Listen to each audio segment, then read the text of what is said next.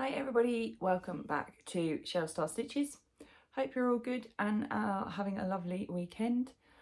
It's lovely and sunny here for us today, which is nice. Easter is coming, so hopefully spring has sprung. Be nice to get some sunshine consistently over the next few weeks and months. But yeah, welcome back. Thank you for coming back to join me. I actually have no deliveries this week, which is unlike me, I know. They all sort of came last week. I'm still waiting for March's Spectrum Fibre Club. So I've messaged Bryony just to let her know to give me a shout when it's ready for me to go and collect. So I'll have that one to show you hopefully in the coming weeks. And then yeah, all the rest have renewed. I have signed up to an Advent already. I know, it's only April. Woolly Mama's Advent went on sale last night. So Cassie offers either a pay in full option or I think it's pay over 4 or 5 chunks, so over 4 or 5 months. So that went live last night, 7 o'clock last night. So I have secured mine in DK because I've loved the last 2. So I promised myself that would be absolutely one I would get this year. So yeah, so that's gone live. I'll pop a link for you. I might actually check out, I'm not sure if Discreet Unicorn has done, theirs is gone live yet. I will have a look because I would be interested in theirs as well. I did really enjoy both of those last year, but conscious that I haven't yet made anything with them. I will, because I did my last year's ones, previous years. But in case there's another one out there I want to try, because I don't think I want more than 2 yarn advent calendars. And I did, Discreet Unicorns was the last minute, Miriam had some spare, so I went on and purchased one really super late, sort of in I think mid-November.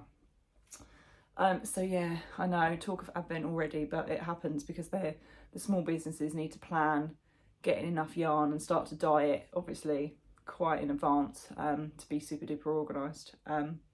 So yeah, otherwise I'm waiting for Toft's Easter weekend. They normally do an Easter every Easter. They do a special release.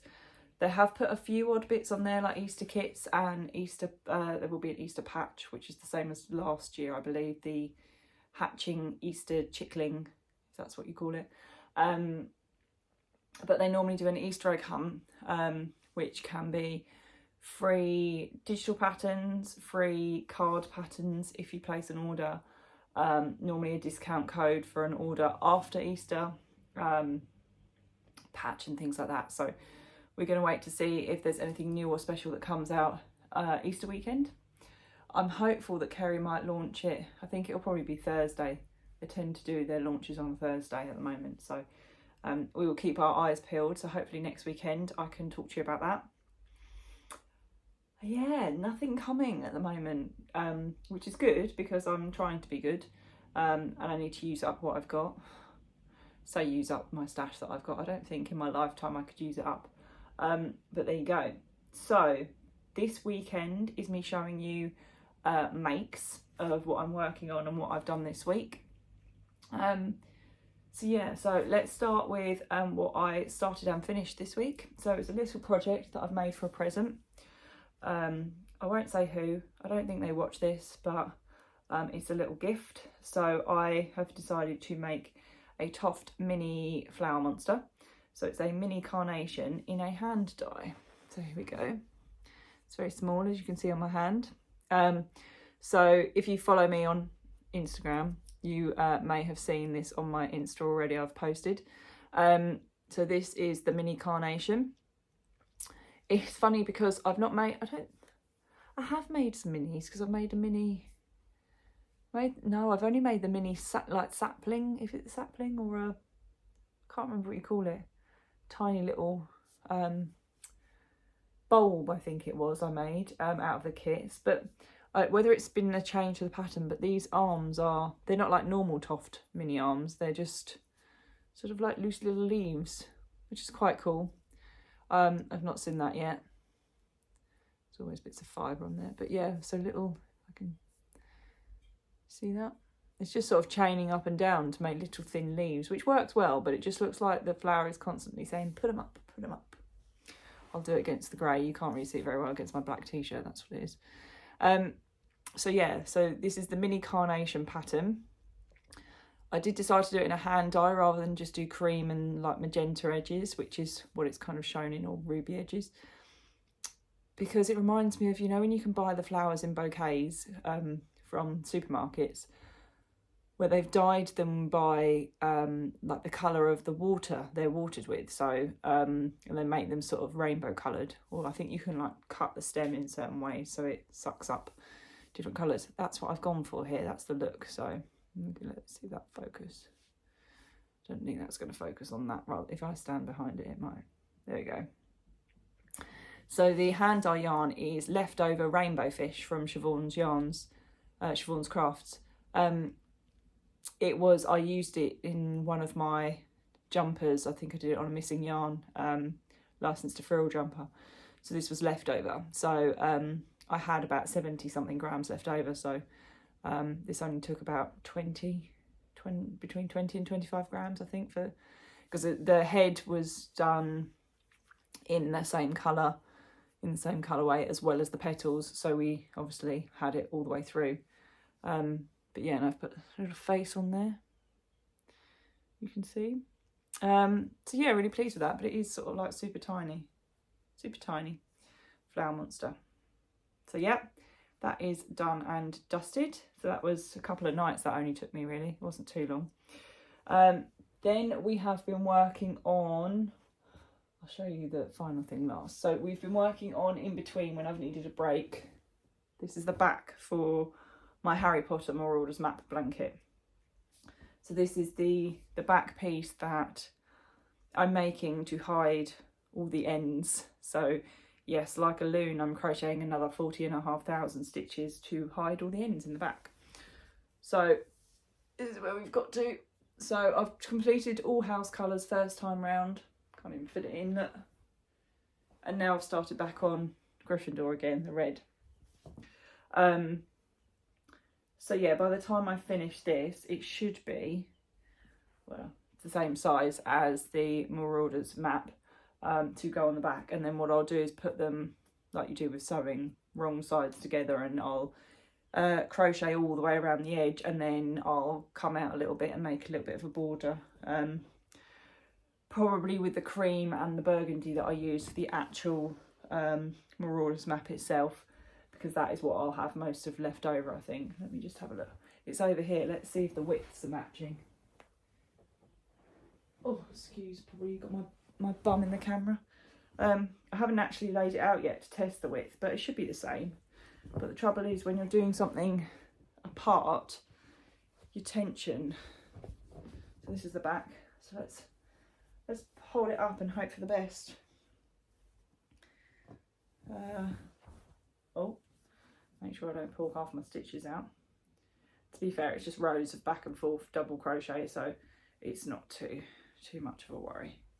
Yeah, I mean, it looks about the right width. Look, there you go. And about halfway there, I think.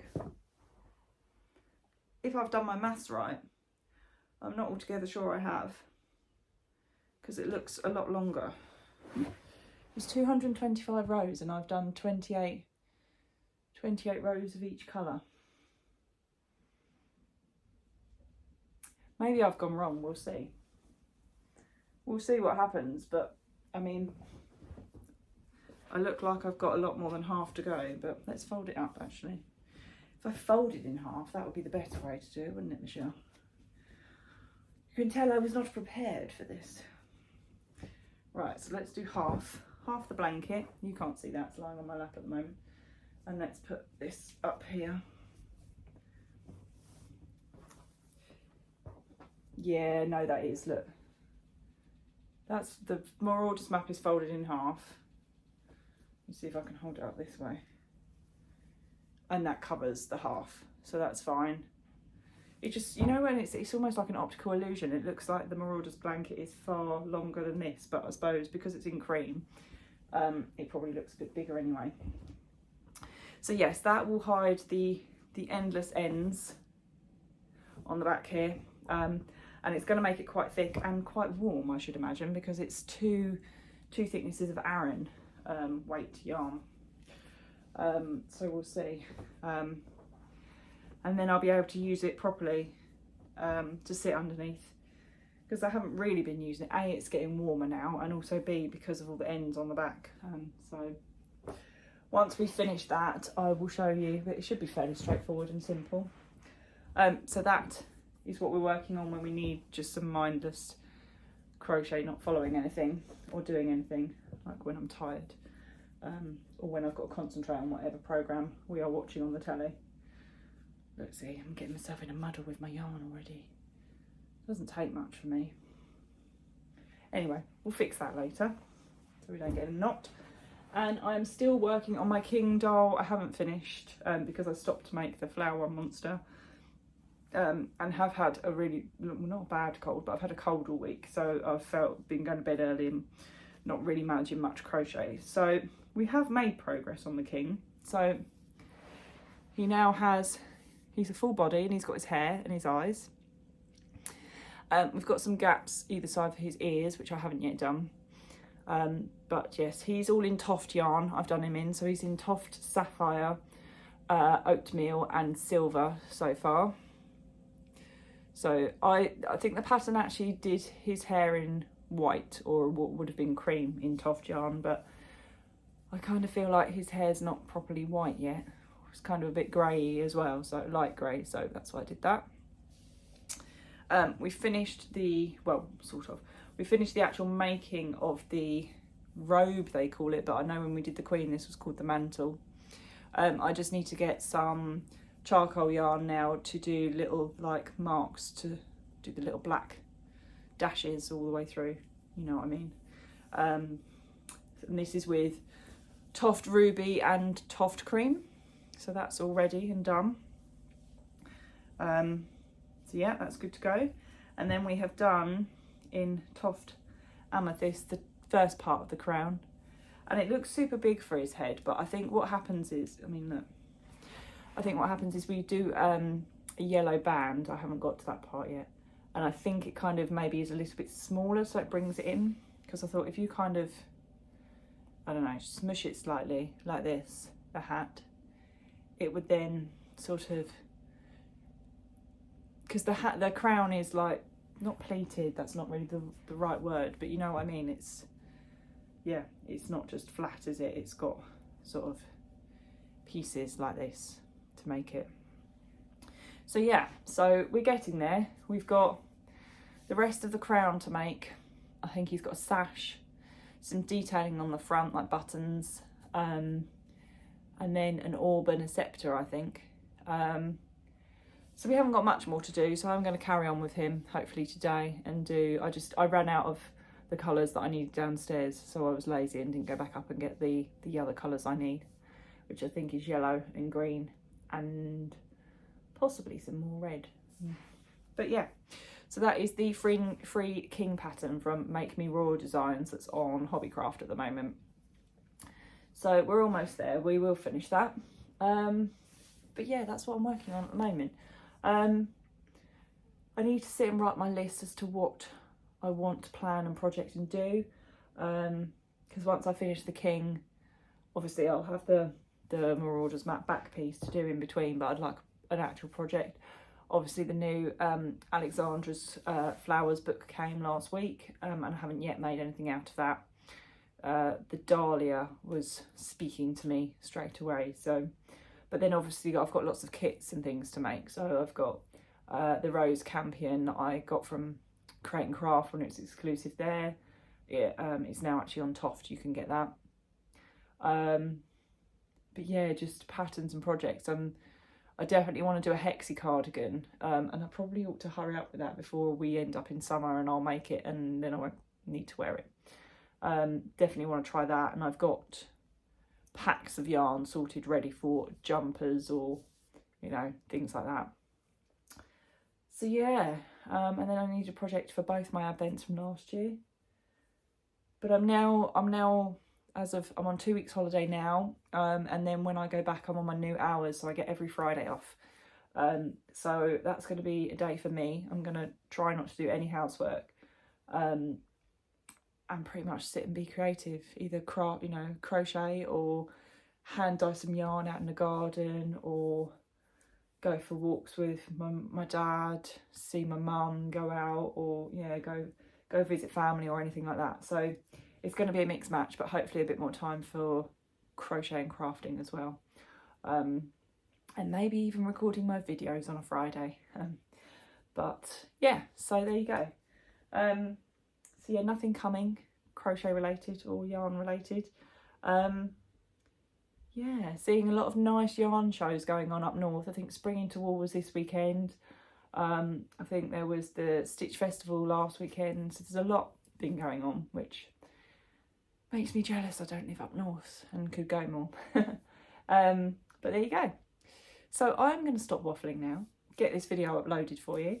I'm going to carry on with my King doll, I think, this afternoon. Let the rascal Jasper the rabbit out in the garden while it's nice and sunny, and yeah, just enjoy a chill out day. So have a good week. If you're off for kids' holidays, yeah, enjoy. Try not to get too stressed trying to entertain the kids. Do free things, whatever you need to. You know, you don't always have to spend money. And if you're working, enjoy. I'm only lucky I've got these 2 weeks off. But yeah, have a good week, and hopefully next weekend I might have a completed King doll to show you, she says. As always, thanks for watching, take care, and I'll see you soon.